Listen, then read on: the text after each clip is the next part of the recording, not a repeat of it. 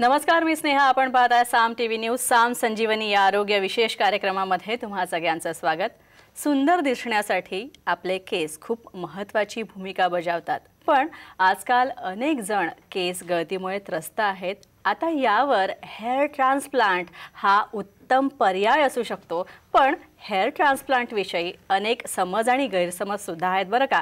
शिवाय hair transplant म्हणजे जीवाला धोका किंवा हेअर ट्रान्सप्लांट केल्यानं रुग्णाचा मृत्यू झाला, तसंच हेअर ट्रान्सप्लांटच्या नावाखाली अनेक लोकांची फसवणूक करण्यात आली, अशा बातम्या आपण ऐकतो पाहतो सुद्धा. आणि त्यामुळे हेअर ट्रान्सप्लांटविषयी बरेच समज गैरसमज आहेत आणि हेच हेअर ट्रान्सप्लांटबद्दलचे गैरसमज दूर करण्यासाठी आणि समज काय आहेत हे सगळं मळब दूर करण्यासाठी आपल्या स्टुडिओत आलेले आहेत एक विशेष डॉक्टर. आपल्या स्टुडिओत आलेले आहेत ला डिन्सिते हेअर ट्रान्सप्लांट क्लिनिकचे प्रसिद्ध hair transplant surgeon doctor Gajanan Jadhav sir. सरांचं स्वागत करूया. डॉक्टर, तुमचं खूप खूप स्वागत आमच्या स्टुडिओमध्ये. डॉक्टरांशी चर्चा करणार आहोत हेअर ट्रान्सप्लांट विषयीचे समज गैरसमज म्हणजे मिथ्स अँड फॅक्ट्स आपण जाणून घेणार आहोत. डॉक्टर त्याविषयी खूप बोलणार आहेत. डॉक्टरांकडे खूप माहिती आहे या सगळ्याविषयी. मात्र त्याआधी डॉक्टरांची थोडक्यात ओळख करून देते. डॉक्टरांनी master course in hair transplant जर्मनीच्या ग्रिसवोल्ड युनिव्हर्सिटीमधनं केलेला आहे. तसंच त्यांनी डिप्लोमा इन डर्मेटॉलॉजी हा कॉलेज ऑफ फिजिशियन आणि सर्जन मुंबईमधून केलेला आहे. ला डिन्सिते हेअर ट्रान्सप्लांट क्लिनिक हे स्वतःचं क्लिनिक ते गेल्या काही वर्षांपासून चालवत आहेत. 2012मध्ये त्यांनी या क्लिनिकची जी सुरुवात जी आहे ती केलेली आहे. तसंच डॉक्टरांच्या क्लिनिकच्या शाखा या मुंबई, ठाणे, पुणे, बँगलोर, केरळ तसंच कोची इथं आहेत. आणि तसंच आणखी बऱ्याचशा शाखा ज्या आहेत त्या आपल्याला भविष्यात सुद्धा दिसणार आहेत. चला तर मग आपण चर्चेला सुरुवात करूया आणि डॉक्टरांकडून जाणून घेऊयात की हेअर ट्रान्सप्लांट म्हणजे नेमकं काय आणि त्याविषयीचे समज गैरसमज काय आहेत ते दूर करून घेऊया. चला तर मग चर्चेला सुरुवात करूया. डॉक्टर, पुन्हा एकदा आपलं स्वागत. डॉक्टर, खरं तर आपले केस आपल्या पूर्ण व्यक्तिमत्वात आपल्या सौंदर्यात भर टाकत असतात आणि त्यातही आपण भारताचा जर विचार केला तर भारतात असं म्हटलं जातं की सुंदर, लांबसडक, दाट, काळेभोर केस म्हणजे सगळ्यांच्याच आकर्षणाचा विषय होतो. पण जेव्हा हे केस नसतात किंवा काही कारणांमुळे ती गळायला लागतात, आपल्या डोक्यावरचं आपण ज्याला म्हणतो क्राउनिंग ग्लोरी आपली जायला लागते, तेव्हा हेअर ट्रान्सप्लांट हा पर्याय आपल्यासमोर असतो. तर हे हेअर ट्रान्सप्लांट म्हणजे नेमकं काय? हेअर ट्रान्सप्लांट म्हणजे बेसिकली केसांचं प्रत्यारोपण. आपण किडनी ट्रान्सप्लांट, लिव्हर ट्रान्सप्लांट किंवा आपण हार्ट ट्रान्सप्लांटसुद्धा ऐकलं आहे. पण हेअर ट्रान्सप्लांटमध्ये बेसिकली आपले मूळतः स्वतःचेच केस काढून लावले जातात. दुसऱ्याचे केस आपण याच्यामध्ये वापरत नाही. तर मग कुठले केस एक्झॅक्टली काढले जातात? कारण टकले पडणाऱ्या माणसाला कुठे केस असतात? युजली हा पूर्ण मागपर्यंत टकलाच असतो. मग केस आणायचे कुठनं? दुसऱ्याचे चालत नाही, डोनर मिळत नाही किंवा अलाउ करत नाही गव्हर्नमेंट. सो आपण काय करतो, युजली ज्या भागामधले केस कधीच जात नाहीत, युजली तुम्ही बघितलं असं पुरुषांमध्ये मागच्या साईडला कधीही टकलेपणा येत नाही. तर मग ह्या भागातले केस मुळासकट काढून पुढच्या भागामध्ये आपण त्याला शिफ्ट करतो. Basically you can say transfer of hair graft from one position to another position. म्हणजे एका एरियातनं काढले आणि दुसऱ्या एरियामध्ये आपण त्यांना शिफ्ट केले. ते आपण मुळासकट करतो जेणेकरून ते केस परत वाढायला लागतात. ते आपण कटिंग करू शकतो. टकलं केलं तरी ते केस परत येतात. याला बेसिकली हेअर ट्रान्सप्लांटेशन असं म्हणतात. तर का करतो आपण हेअर ट्रान्सप्लांटेशन? त्याची मूळतः कारणं जी असतात अनुवंशिक असतात. टकलेपणा हा युजली हा अनुवंशिक असतो आणि एकदा टकलेपणा आला तर कुठल्याही प्रकारचं तेल, कुठल्याही प्रकारचं लोशन किंवा कुठल्या प्रकारचं मेडिसिन त्याच्यावरती काम करत नाही. त्याचं रिझन आहे की रूट्सच नाही, मूळच नाही. तर त्यांना आपण किती खतपाणी घातलं तर त्यातनं झाड येणार नाही. तसंच ते केसांची मुळं नाही आहेत तिथे. म्हणून तिथे आपण कितीही प्रकारचे ट्रीटमेंट करून बघितल्या तरी लोकांनी बघितलं की त्याचा केस वाढत नाही. म्हणून लास्ट ऑप्शन म्हणून आपण त्याला हेअर ट्रान्सप्लांटेशन हा सजेशन दिलं जातं. नक्कीच. पण डॉक्टर, आणखी एक असं आहे की मगाशी मी आपल्या कार्यक्रमाची सुरुवात करताना पण म्हणाले की आपण बऱ्याचदा आम्ही सुद्धा अनेक बातम्या ऐकलेल्या आहेत की हेअर ट्रान्सप्लांट केल्यावर त्या संबंधित व्यक्तीचा मृत्यू झाला किंवा जीवाला धोका असतो, त्याच्यामुळे याच्या भानगडीत पडू नका असा गैरसमज असतो. तर याविषयी काय सांगाल? हेअर ट्रान्सप्लांटेशन ही अतिशय सोपी सर्जरी आहे. ह्यामध्ये फक्त लोकल ॲनेस्थेशियाचा यूज केला जातो. म्हणजे की जिथे आपल्याला सर्जरी करायची तिथे काही भुलीची इंजेक्शन दिली जातात.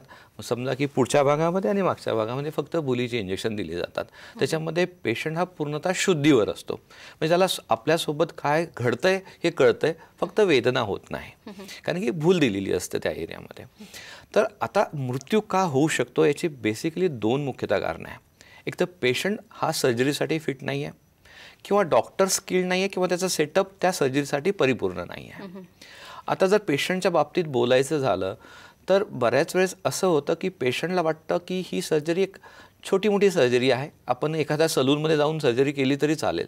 हा त्याचा गैरसमज आहे.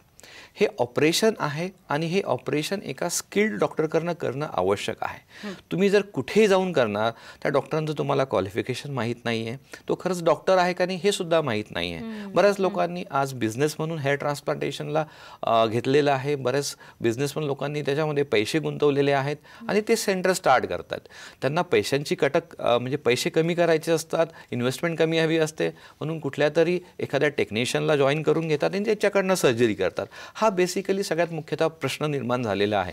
आमच्यासाठी पण बरंच चॅलेंज असतं डॉक्टरांसाठी की हे लोक स्वस्तामध्ये करायचा प्रयत्न करतात, किंवा बरेच काही त्यांना ऑफर्स दिल्या जातात आणि त्या ऑफर्सला युजली पेशंट जे असतात ते बाळतात आणि तिथे जाऊन सर्जरी करतात. सर्जरी केल्यानंतर रिझल्ट प्रॉपर येत नाही, लुक नॅचरल येत नाही, जीवाला धोका निर्माण होतो, कारण की प्रॉपर असेप्टिक प्रिकॉशन, OTचे प्रोटोकॉल्स हे फॉलो केले जात नाही, कारण की ते एक तर त्यांना नॉलेज नसतं किंवा त्यांना पैसे वाचवायचे असतात. तर अशा कंडिशनमध्ये सगळ्यात महत्त्वाचं आहे की तुम्ही डॉक्टर आणि क्लिनिक ह्या दोघांचं रेप्युटेशन चेक करणं गरजेचं आहे. डॉक्टर क्वालिफाईड आहेत का आणि एक्सपिरियन्स आहेत का, आणि ओनर कोण आहे. बिझनेसमन ओनर असेल तर शक्यता जास्त आहे की फसवणूक होऊ शकते. कारण डॉक्टरांना बेसिकली ज्यावेळेस आम्ही ओथ घेतो, MBBS झाल्यानंतर आम्ही जी शपथ घेतो की आम्ही पेशंटसाठी करणार आहोत, आम्ही पैशासाठी काम नाही करणार आहोत, तर ही कुठे ना कुठे आमच्या डोक्यामध्ये नेहमीच असते. डॉक्टर बिझनेस करतात हे बऱ्याच वेळेस तुम्ही ऐकलं असेल, पण सगळेच नाही करत. 10% ते कुठेही जगाच्या पाठीवर गेलात तर ते तुम्हाला मिळतील. वाईट लोक सगळीकडेच असतात, पण याचा अर्थ 90% लोकांना तुम्ही ग्रांटेड नाही घेऊ शकत की ते पण खराब आहे. सो बिझनेसमॅन हा बिझनेस करणार, डॉक्टर हा प्रॅक्टिस करतो, मला असं म्हणायचं आहे. So you should think before going for hair transplantation की आपण कुठं करायला पाहिजेत. दुसरं महत्त्वाचं असं आहे की तुम्हाला जर काही बिमारी आहेत, कुणाला डायबिटीज आहे, तर त्याने डायबिटीज कंट्रोल करून हेअर ट्रान्सप्लांट करायला पाहिजे. तुम्हाला हार्टचे काही प्रॉब्लेम आहे, बीपीचा काही प्रॉब्लेम आहे, तुम्ही 200 BP सर्जरी नाही करता येणार, राईट. तर तुम्हाला तो BP कंट्रोल करून प्रॉपर फिटनेस घेऊन सर्जरी करायला पाहिजेत, जेणेकरून हे प्रॉब्लेम्स येणार नाहीत. डॉक्टर जाधव आहेत, गजानन जाधव, त्यांनी उत्कृष्टरित्या मला मार्गदर्शन केलं आणि मला सांगितलं की मला ॲक्च्युली हेअर ट्रान्सप्लांटची गरज आहे, आणि त्या अनुषंगाने मी 10 डिसेंबर रोजी हेअर ट्रान्सप्लांट सक्सेसफुली पार पाडलं माझं. आणि त्यानंतर 1-2-3 महिन्यानंतरच माझा रिझल्ट यायला खूप चांगला माझ्या केसांनी प्रतिसाद दिला त्या ट्रीटमेंटला. अजूनही तुम्ही पाहू शकता की माझे केस खूप डेन्सिटीमध्ये खूप चांगले आलेले आहेत आणि रिझल्ट खूप चांगला आहे. तर मी जे पण लोक हा व्हिडिओ बघत आहेत त्यांना मी अपील करेन की तुम्ही जर अशाच प्रॉब्लेममुळे जर असं काही अडचणीमध्ये आहात तर नक्कीच तुम्ही एकदा या क्लिनिकमध्ये येऊन कन्सल्ट करा. हे प्रत्यारोपित, मुळासकट प्रत्यारोपित केलेले केस वाढतात किती? म्हणजे जशी नैसर्गिक केस आपले जसे वाढतात, कापले की वाढतात किंवा टक्कल केलं तर वाढतात, तर तसे हे पण वाढतात का?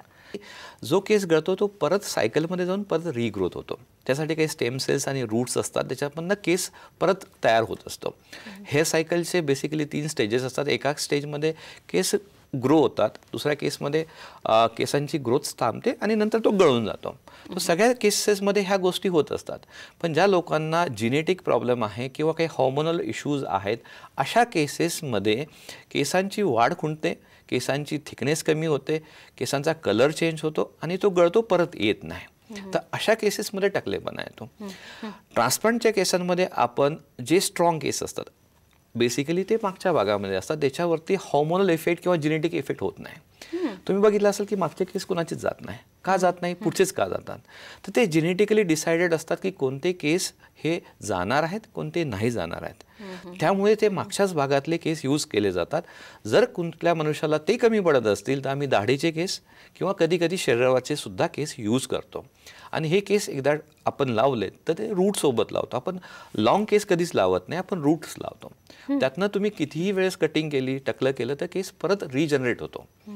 तो तेच प्रॉपर्टी जी असते ती त्या भागातल्या केसांची ती यूज करून आपण त्याला हेअर ट्रान्सप्लांटेशन करतो. सर्जरी आपण एवढे पैसे खर्च करून जर सर्जरी करतोय तर त्याचं लाईफ किती आहे ते सुद्धा समजणं गरजेचं आहे.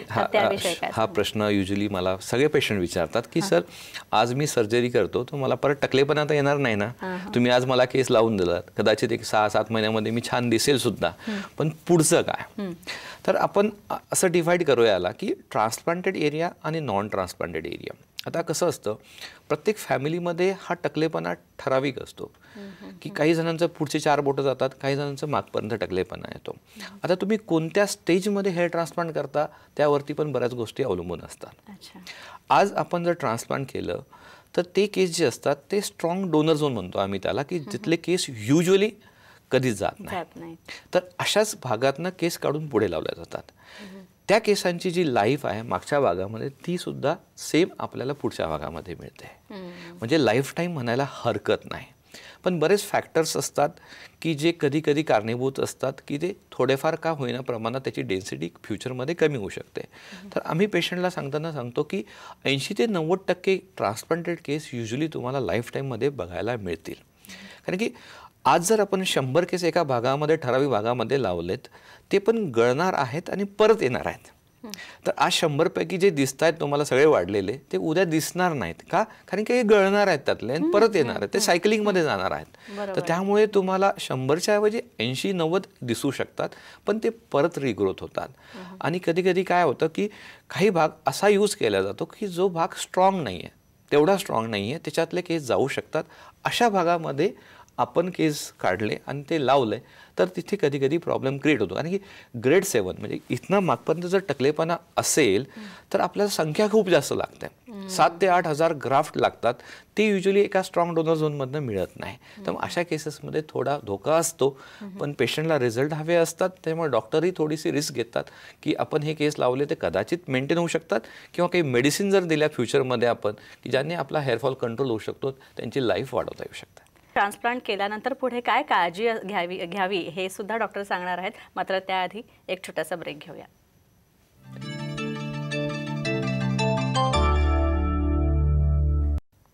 ब्रेकनंतर साम संजीवनीमध्ये पुन्हा एकदा आपलं स्वागत. हेअर ट्रान्सप्लांट विषयीचे समज गैरसमज याविषयी आपल्याला डॉक्टर गजानन जाधव सांगतात. डॉक्टर पुन्हा एकदा ब्रेकनंतर आपलं स्वागत. डॉक्टर असं पण म्हणतात की हेअर ट्रान्सप्लांटनंतर डोळ्यांचे काही विकार उद्भवतात किंवा कॅन्सरसारखे आजारसुद्धा होऊ शकतात किंवा डोकेदुखी असे सगळे विकार उद्भवतात. तर हे कितपत खरं आहे? नाही, असं कुठल्याही प्रकारचा प्रॉब्लेम हेअर ट्रान्सप्लांटेशन नंतर येत नाही. कारण की आपण जी सर्जरी करतो आहे हेअर ट्रान्सप्लांटेशन ही स्किनची सर्जरी आहे. ठीक आहे. स्किन हा जो पार्ट आहे बेसिकली 2 भागामध्ये डिवाइड होतो. एक सुपरफिशियल लेअर असतं त्याला एपिडर्मिस म्हणतात, डीप लेअर त्याला डर्मिस म्हणतात. त्याच्याखाली टिश्यू असतो हायपोक्युटेनस टिश्यू असं म्हणतो आपण त्याला. तर ही जी सर्जरी आहे ही रिलेटेड टू फक्त सुपरफिशियल आणि डर्मिस म्हणजे त्या भागामध्येच रिलेटेड असतं. त्याच्या खाली जे असतात त्याच्याखाली फॅट टिश्यू असतो, त्याच्याखाली स्कल बोन असतं, त्याच्या आतमध्ये मेंदू हा प्रोटेक्टेड असतो. त्याच्यामुळे आपण ही कुठल्याही प्रकारच्या मेंदू शक्यताच नाही. कारण की जे काही इन्स्ट्रुमेंट यूज केले जातात ते एवढे सिंपल इन्स्ट्रुमेंट असतात की त्यांची लेंथ 5 मिलीमीटरपेक्षा जास्त नसते. त्यामुळे डीप जाताना सुद्धा एवढं डीप जाऊ शकत नाही. आणि ते एवढे शार्प नसतात की ते स्कल बोनला पेनिट्रेट करू शकतात किंवा स्कल बोनला पास करू शकतात. कारण त्याला ड्रिल मशीन लागेल डायरेक्ट जर करायचं असेल तर. तसं कुठल्याही प्रकारचा काही प्रॉब्लेम ब्रेनमध्ये तरी होत नाही. काही लोकांना जी हेअर ट्रान्सप्लांटेशन नंतर चेहऱ्यावरती सूज येते ती सूज ही 100% जाते. पण जर पेशंटला काही बिमारी असेल, डायबिटीज आहे किंवा एक्झिस्टिंग काही डिसऑर्डर्स असतील तर काही काळजी घ्यायची असते. ते डॉक्टरांना माहीत असतं की आपण सूज कमी कशी करू शकतो, सूज न येण्याची आपण काही अजून काही योजना करू शकतो का जेणेकरून मेजर काही प्रॉब्लेम येणार नाही. तर कॅन्सर होणे किंवा कम्प्लीट हेडेक राहणे लाईफ टाईम किंवा डोळ्यांचे आजार असे कुठल्याही प्रकारचे होत नाही, कारण की ही सर्जरी स्किन सर्जरी आहे बेसिकली, ही डोळ्यांशी रिलेटेड नाही किंवा मेंदूशी रिलेटेड नाही. त्यामुळं कधी कधी काय होतं की पेशंटला आपण म्हणतो ना कावळा बसायचा आणि फांदी तुटायची, तशातला प्रकार कधी कधी घडतो आणि ते सगळीकडे पसरल्या जातं. निगेटिव्ह बातम्या युजली लवकर पसरतात, पॉझिटिव्ह पसरत नाही असं म्हणतो आपण, तशा प्रकारचा हा प्रकार आहे. सुंदर दिसण्याचा अधिकार सगळ्यांनाच असतो आणि भले तुम्ही तुमचं वय होत चाललेलं असो किंवा तुम्ही तरुण असा, सगळ्यांनाच सुंदर दिसण्याचा अधिकार असतो. त्यामुळे हेअर ट्रान्सप्लांट करण्यासाठी वयाचं काही बंधन असतं का, याबद्दल काय सांगा? नाही, त्याच्यासाठी गाईडलाईन्स आहेत. सगळ्यात महत्त्वाची आज जी गाईडलाईन्स आहे ती ही आहे की तुम्हाला टकलेपणा किती आलेला आहे. म्हणजे वयाच्या जर तुम्ही 25व्या वर्षी तुम्हाला पूर्णच टकलेपणा आहे, ग्रेड 7 म्हणतो आपण, इथपासून इथपर्यंत, तर ऑब्व्हियसली आपल्याला करायला लागेल, बरोबर आहे. पण जर वयाच्या तुम्ही 40व्या वर्षी तुम्हाला फक्त एकच बोटाचा टकलेपणा आहे, हेअरलाईन इथनं होती तुमचं इथपर्यंत गेलं, तर करायचं का नाही करायचं ते महत्त्वाचं आहे. तर आम्ही याला काय कॅटेगराईज करतो की ग्रेडनुसार आम्ही हेअर ट्रान्सप्लांटेशन डिसाईड करतो. ग्रेड म्हणजे ग्रेड 1 to ग्रेड 7 असे मेल पॅटर्न हेअर लॉसचे ग्रेड्स असतात, बॉल्डनेसचे आपण म्हणूया. तर ग्रेड 1 आणि ग्रेड 2 मध्ये फक्त एकदम सुरुवात झालेली असते बॉल्डनेसची, अशा केसेसमध्ये आम्ही युजली हेअर ट्रान्सप्लांटेशन अवॉइड करतो. त्याचं रिझन हे असतं की आज जो मनुष्य फक्त 2 बोट टकला आहे, तो उद्या जर 7 बोट किंवा 10 बोट झाला तर त्यावेळेस ट्रीटमेंट करता येईल का नाही. आता याच्यामध्ये सगळ्यात महत्त्वाचा मुद्दा हा आहे की मागच्या भागातनं जिथनं आपण केस काढतो त्याला आपण डोनर एरिया असं म्हणतो, तिथे जो केस काढला जातो तो रूट्सपासून काढला जातो, त्यामुळे तिथे केस परत येत नाही. याचा अर्थ असा की जे केस काढले ते लिमिटेड आहे, तुम्ही अनलिमिटेड सोर्स तुमच्याकडे नाही आहे केसांचा. आणि प्रत्येकाला जर छान दिसायचं असेल तर तुम्हाला ती नॅचरल डेन्सिटी द्यायला लागेल केसांची, जेणेकरून चांगला भांग पडेल, थोडीफार स्टायलिंग केसांना करता येईल किंवा पुढच्याला आपला टकलेपणा दिसणार नाही, एवढी तरी डेन्सिटी आम्हाला द्यायला लागते, जेणेकरून तो नॅचरल लुक येईल. जर पेशंटचे आपण सुरुवातीलाच केस काढून टाकले सुरुवातीला टकलेपणामध्ये, तर मागच्या भागामध्ये फ्युचरसाठी जर टकलेपणा येत असेल तर त्यावेळेस आमच्याकडे डोनर उरत नाही. तर आम्ही बरेच सेंटर असे करतात की पेशंट माझ्याकडे आलाय तर ते मोर ऑफ बिझनेसमॅन टाईपने त्या पेशंटला ट्रीट करतात. म्हणजे गरज नसताना ट्रान्सप्लांट करणे हा सगळ्यात मोठा प्रॉब्लेम झालेला आहे. कारण की केस माझ्याकडे ज्यावेळेस पेशंट येतो त्यावेळेस कोणीतरी ऑलरेडी काम केलेलं असतं, ऑलरेडी ग्राफ्ट यूज केलेलं असतात, माझ्यासाठी फारसं काही उरत नाही करायला. तर मग मला दाढीचे केस काढणे किंवा छातीचे केस काढणे असे वेगवेगळे प्रकार करायला लागतात, वेगवेगळे टाईप्स ऑफ एक्स्ट्रॅक्शन्स करायला लागतं. त्यामुळे आम्ही म्हणतो की जर तुमच्या फॅमिलीमध्ये प्रॉब्लेम आहे बॉल्डनेसचा आणि तुमचा खूप जास्त टकलेपणा आहे फॅमिलीमध्ये, तुम्हाला हेअर लॉसचा प्रॉब्लेम स्टार्ट झालेला आहे, तर ग्रेड 1 ग्रेड 2 मध्ये ट्रान्सप्लांट करू नका. तुमचं वय नाही आहे सध्या, तुम्ही थोडंसं वेट करा, हेअरफॉलला कंट्रोल करा आणि ज्यावेळेस ग्रेड 3 ग्रेड 4च्या पुढे जायला लागणार त्यावेळेस आपण ट्रान्सप्लांट करूया, जेणेकरून आम्हाला थोडं उंच कपाळ ठेवून तुम्हाला मॅक्सिमम एरिया कव्हर करता येईल. तर तो इश्यू जो आहे तो सॉर्ट आउट अशामध्ये होतो. आज माझ्याकडे बरेच मुलं येतात 22व्या वर्षी 20व्या वर्षी येतात, सर हा मुलगा कॉलेजमध्येच जात नाही आहे, घरामध्येच बसतो, डिप्रेशनमध्ये आहे. आजकाल ते सगळ्यांना छान दिसायचं आहे, मुलांना तो एक प्रकारचा न्यूनगंड तयार होतो, त्यामुळे ते कॉलेजमध्ये कुणी त्यांना चिडवतं तर मग ते कॉलेजमध्ये जाणं बंद करतात. अशा केसेसमध्ये माझ्यासारख्या डॉक्टरला फार मोठा प्रश्न पडतो की वयाच्या 22व्या वर्षी मी ट्रान्सप्लांट करू किंवा नाही करू, त्याचा ग्रेड फार कमी आहे, करायचं की नाही करायचं. तर अशा केसेसमध्ये थोडासा आम्हाला पॅरेंट्ससोबत डिस्कस करून थोडंसं सायकॅट्रिक काउन्सिलिंग करून अशा पेशंटला टॅकल करायला लागतं. ॲट द एज ऑफ 40 काही प्रॉब्लेम नाही आहे, आपण ट्रान्सप्लांट करू शकतो, ग्रेड 2 नंतरही करू शकतो, कारण की हेअरलाईन ही स्टेबल झालेली असते, हेअर लॉस कमी झालेला असतो आणि जो हॉर्मोनल इफेक्ट असतो केसांवरचा तो पण स्टेबल झालेला असतो. तर अशा पेशंटमध्ये आपण डेफिनेटली ट्रान्सप्लांट करू शकतो. एज हा बेसिकली क्रायटेरिया नंतर नाही आहे, इनिशियल स्टेजेसमध्ये आम्ही 20 वर्षाच्या खाली हेअर ट्रान्सप्लांटेशन करत नाही. आणि जर मॅक्सिमम एज म्हटलं तर मी 78 इयर्सच्या पेशंटचं ट्रान्सप्लांटेशन केलेलं आहे. पण क्रायटेरिया आहे की क्वालिटी ऑफ फॉलिकल्स म्हणजे जे डोनरमध्ये क्वालिटी आहे ती चांगली असायला हवी, जेणेकरून रिझल्ट छान येतील. तर एज हा क्रायटेरिया बेसिकली हायर एजसाठी मी कन्सिडर कधी करत नाही. प्लांटेशन केलं आम्ही आणि एकदम बेस्ट झालं आहे, पूर्ण लुक चेंज झालेलं आहे, सर्विस तर एकदम भारी आहे. 6 महिने मला वाटते मी मेडिसिन्स घेतलीत आणि औषध केसांचं जे ऑइल आहे ते अजूनही वापरतो. कोल्हापूरच्या बरेचसेच प्लांटेशनचे ऑप्शन आहेत, परंतु लाडेन सिटीमध्ये जर केला तर 100% तुम्हाला सक्सेस येईल. आणि अनुभव घेतल्याशिवाय कुठलीही गोष्ट कळत नाही आहे. आणि एकदा हॉस्पिटलला तुम्ही व्हिजिट द्या आणि करायचं का नाही शेवटी डिसिजन म्हणजे घेण्याचा तुमचा असेल. परंतु माझं तर सजेशन असेल तर तुम्हाला लुक जर चेंज करायचा असेल तर 100% करायला काहीच हरकत नाही. आणि कुठलाही साईड इफेक्ट मला तरी आलेला नाही आणि त्याचा कुठल्याही प्रकारचा त्रास मला झालेला नाही आहे. आपण जे ट्रान्सप्लांट करतो हेअर किंवा केश प्रत्यारोपित करतो तर ते केस नैसर्गिक दिसावेत यासाठी काय महत्त्वाचं असतं? मी नेहमीच म्हणत असतो की 2 गोष्टी ट्रान्सप्लांटमध्ये महत्त्वाच्या आहे. मी ट्रान्सप्लांटला ही कॉस्मेटिक सर्जरी कधीच कन्सिडर करत नाही. त्याचं रिझन हा आहे की पर्सनॅलिटीचा एक भाग आहे, कॉन्फिडन्सचा भाग आहे. एक मेंटल ब्लॉक तयार होतो की केस नाही आहेत म्हणून बऱ्याच ठिकाणी लोक प्रोफेशनली पुढे जात नाहीत, अकॅडमिकली मुलं पुढे जात नाही किंवा अजून बऱ्याच प्रोफेशनलमध्ये लोक पुढे जात नाही. तर एक मेंटल ब्लॉक दूर करणारी सर्जरी आहे, जो तुम्हाला तुमचा जो पहिला लुक होता तो रिस्टोर करणारी सर्जरी आहे. First thing. सेकंड थिंग की हेअर ट्रान्सप्लांटेशन नंतर येणारा लुक हा नैसर्गिक असला पाहिजे. याच्यासाठी डॉक्टरांची स्किल खूपच महत्त्वाची आहे. दिस इज अ आर्टिस्टिक जॉब. म्हणजे प्रत्येक पेंटर हा M.F. हुसेन नाही होऊ शकत असं मला वाटतं.